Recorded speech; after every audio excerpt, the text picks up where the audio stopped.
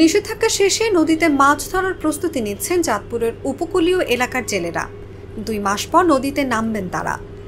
পুরনো নৌকা, ছেঁড়া জাল মেরামতে দিন কাটছে জেলেদের। আগামী 30 এপ্রিল রাত 12টার পর মাছ ধরার নিষেধাজ্ঞা উঠছে।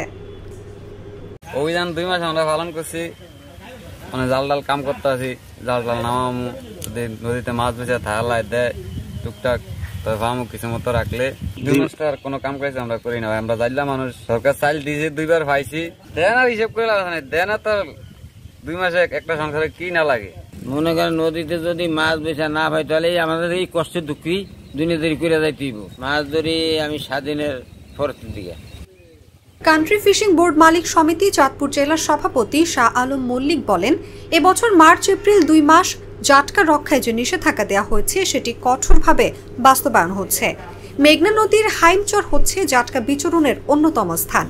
সেখানে প্রতি বছর শরীয়তপুর ও মতলব উত্তর উপজেলার 200 থেকে 300 জেলে নৌকা নিয়ে এসে জাটকা নিধনে নামত, কিন্তু এবছর তাদের প্রতিরোধ করা হয়েছে।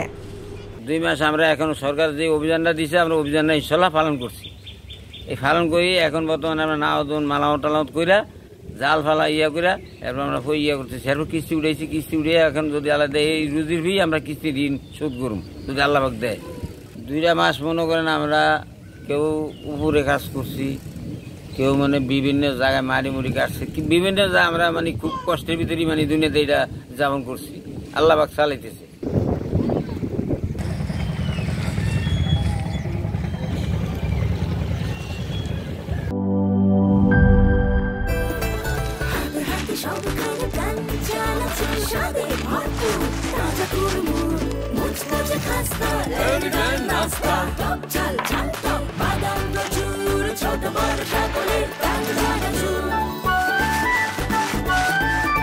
স্বাদে ভরপুর প্রাণ চানাচুর।